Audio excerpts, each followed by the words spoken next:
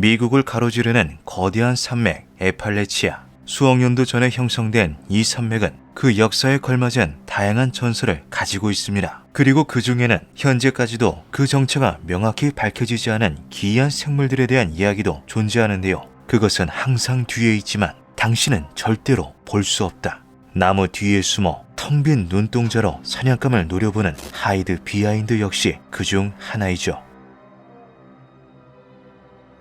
1800년대 에팔레치아 산맥이 관통하는 미국 남부 지역. 벌목꾼들은 늘 두려움에 떨며 일을 나가야 했습니다. 어느 날부터인가 캠프로 복귀하지 않고 행방이 묘연해지는 벌목꾼들이 점점 늘어갔기 때문이었는데요. 이들이 그저 야생동물의 습격으로 인해 목숨을 잃은 것이라 여기기에는 설명되지 않은 부분들이 너무나 많았죠. 짐승에 의한 것이면 습격 현장이 비교적 뚜렷이 남아있거나 끔찍한 모습으로 뜯어먹힌 사지가 발견되는 것이 일반적이지만 사라진 벌목꾼들은 정해진 작업 경로 어디에서도 그 작은 흔적조차 보이지 않았습니다. 마치 괴물이 한 입에 삼켜버린 것 같았는데요. 이에 대대로 지역 내 거주해 오던 아메리칸 인디언들은 그것이 나타났다며 공포에 질려 수군거리기 시작했죠. 하이드 비하인드, 뒤에 숨는 존재라는 이름을 가진 이 정체불명의 생명체는 사람을 잡아먹는다고 알려진 괴짐승입니다. 이러한 기이한 이름이 붙은 이유는 그것이 가지고 있는 특이한 습성으로부터 기인하는데요.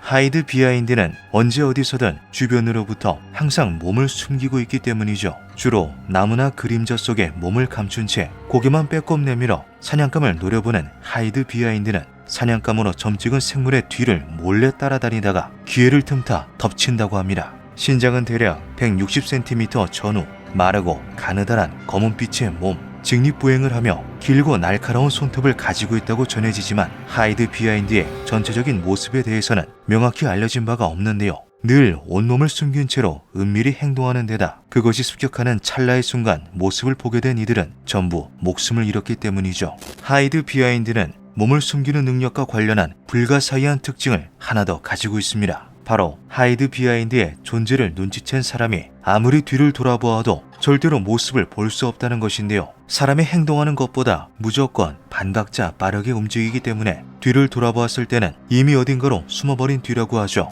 인디언들의 전승에 따르면 하이드 비하인드는 네발 짐승보다도 뛰는 속도가 빨라 그로부터 도망치는 것은 불가능에 가까우며 한 번 점찍은 사냥감을 절대 놓치는 법이 없다고 합니다. 몸을 숨긴 채 지친 사냥감의 뒤를 쫓던 하이드 비하인드는 자신의 승리를 확신하게 되면 기괴한 웃음소리를 낸다고 하는데요. 이윽고 단숨에 사냥감을 덮쳐 절명시킨 하이드 비하인드는 자신이 가장 좋아하는 내장을 파먹기 위해 희생자를 아무도 모르는 은신처로 끌고 간다고 하죠. 깊고 어두운 숲속, 뒤를 졸졸 쫓아오는 미지의 괴생명체, 느껴지는 서늘한 시선에 뒤를 돌아봐도 보이지 않고 도망칠 수도 없어 결국엔 무력하게 당해야만 하는 운명. 벌목꾼에게 있어서 하이드 비하인드에게 찍힌다는 것은 곧 악마에게 사형 선고를 받는 것과 다름없었습니다. 하이드 비하인드는 이렇듯 불가해한 특징을 가지고 있음에도 수백 년의 역사를 가지고 있는 괴생명체이기에 관련한 목격담들이 꽤 남아있는 편인데요. 조기 보고에서는 그림자 인간 등으로 불렸으며 19세기 전후로 벌목꾼들 사이에서 악명이 높아지면서 현재도 그때의 이야기들이 일부 전해지고 있죠.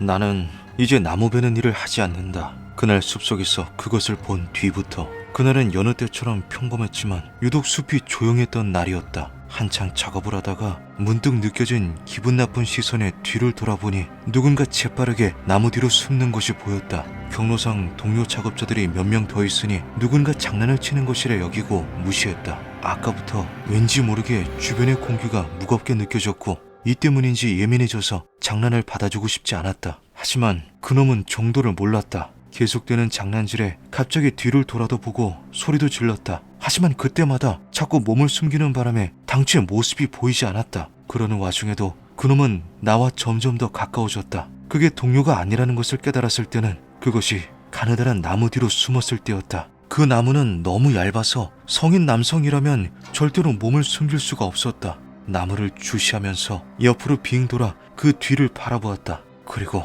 나는 그 즉시 모든 작업 도구를 내팽개치고 도망치기 시작했다. 내가 마지막으로 본 것은 가느다란 나무 뒤에 숨기 위해 길쭉한 팔과 다리를 베베 꼬고 서 있는 아주 새까만 무언가였다. 늦은 오후 숲을 산책하는데 그날따라 평소 보이지 않던 꽃들이 길가에 피어 있었다. 꽃들을 쫓아 한참을 걷다가 정신을 차려보니 이미 산책로는 벗어난 뒤였고 나는 그제서야 길을 잃고 헤매기 시작했다. 해가 저물며 날씨까지 추워지자 점점 패닉에 빠졌고 무언가 나를 따라오는 듯한 알 수 없는 인기척까지 들려왔다. 그때 저 멀리 불이 켜져 있는 숲관리인의 숙소가 어렴풋이 보였고 그제서야 안도의 한숨을 내쉬며 그곳으로 발걸음을 옮겼다. 내가 오는 것을 보았는지 관리인이 나와 손을 흔들며 손전등을 비춰주었다. 서로 대화를 할 수 있을 정도로 가까워지자 그가 난데없이 이렇게 물었다. 바로 뒤에 서 있는 사람은 누구입니까? 뒤를 돌아보았지만 내가 본 곳이라고는 순식간에 시야에서 사라지는 검은 형체뿐이었다.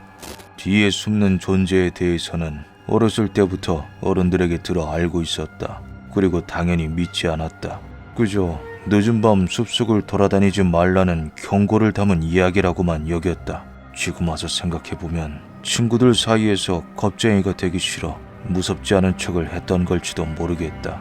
그날도 우리는 숲에서 숨바꼭질을 했다. 술래가 되어 친구들을 찾는데 한참을 돌아다녀도 도통 보이지가 않았다. 그렇게 어쩌다 보니 숲속으로 조금 깊숙이 들어가게 되었던 것 같다. 얼마쯤 지나서 저 멀리 나무 뒤에 숨어 고개만 삐쭉 내밀고 이쪽을 쳐다보고 있는 녀석을 발견했다. 그리고 나는 단번에 알았다. 저것은 내 친구가 아니라는 것을. 그냥 직감 같은 것이었는데 맹수를 마주한 도끼가 된 기분이 들었다. 애써 모른 척하며 친구들을 급하게 찾았고 보지 않아도 그것이 점차 가까워지고 있다는 것이 느껴졌다. 때마침 친구가 먼저 나를 찾아내지 않았더라면 나는 아직도 그날의 숲속에 갇혀 있었을 것이다. 이렇듯 하이드 비하인드는 단순한 동물이나 사람이 아닌 초자연적인 특성을 가지고 있는 대상으로 설명되고는 합니다. 그것을 보았던 이들은 자신이 도끼를 쥐고 있든 총을 가지고 있든 절대로 대적할 수 없다라는 근본적인 두려움을 느꼈다고 말하는데요. 이러한 감정은 사람의 힘으로 막을 수 없는 자연재해를 마주한 이들이 주로 느끼는 압도적이고 원초적인 공포와도 같았죠. 하지만 하이드 비하인드의 존재를 믿지 않은 이들은 그것이 착각에 의해 발생하는 자연의 일부일 뿐이라고 말하기도 합니다. 많은 야생동물들이 살고 있는 깊은 숲속, 해가 지고 나서는 너구리 따위의 야행성 동물들이 돌아다니기 마련인데요. 나무를 타고 있는 혹은 나뭇가지 위에 앉아있는 너구리의 눈은 어둠 속에서도 달빛을 받아 반짝이죠. 평소 하이드 비하인드 전설을 접해 알고 있던 벌목군이 그것을 보고 두려움에 지배당하는 순간 숲에 사는 모든 야생동물들은 하나의 존재로 거듭나게 됩니다. 그때부터 어두운 숲을 속 짐승들의 안광이 마치 자신을 노려보는 것 같고 주변에서는 전혀 없던 인기척이 들려오며 그 대상이 자신에게 점점 가까이 다가오는 것처럼 느껴졌을 수도 있는데요. 이쯤 벌목군은 모든 것은 그저 착각일 뿐이라라는 이성적인 판단을 할 수 없을 정도로 극심한 공포에 사로잡힌 상태일 테죠.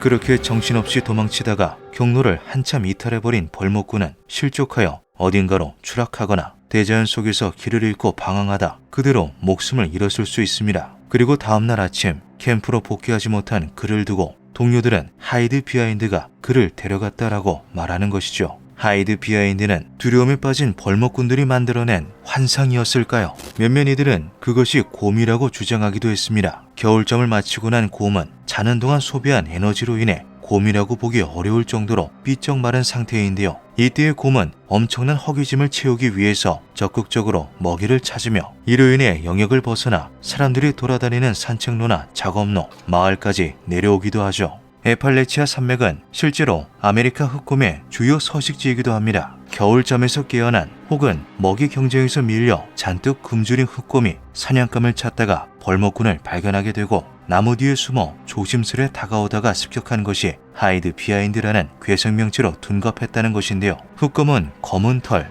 길고 날카로운 손톱, 이족 보행, 나무 타기 등 하이드 비하인드의 특징과 부합하는 부분이 꽤나 많기도 하죠. 수백 년 동안 벌목꾼들을 공포로 몰아넣었던 하이드 비하인드의 정체는 굶주린 흑곰이었던 걸까요? 흥미로운 것은 에팔레치아 산맥에는 하이드 비하인드 말고도 비슷한 형태를 한 괴생명체들의 목격담이 아주 많다는 것입니다. 대표적으로는 아르고펠타를 꼽을 수 있는데요. 벌목꾼에게 특히나 호전적이라는 이 원숭이 형태의 괴짐승은 길고 가느다란 팔을 이용해 돌을 던지거나 사람을 위에서 덮쳐 공격한다고 전해지죠. 아르고 펠타 역시 수백 년의 역사를 가지고 있는 인디언들도 그 존재를 알고 있는 크립티드입니다. 하이드 비하인드, 아르고 펠타, 이들의 정체는 현재까지도 명확히 확인되지 않고 있습니다. 누군가는 그들이 근본적으로 같은 대상일 것이라 추측하기도 하는데요. 옛 인디언 격언 중에는 이러한 말이 있다고 하죠.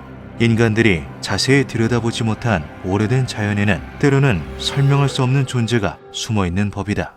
기묘한 밤이었습니다.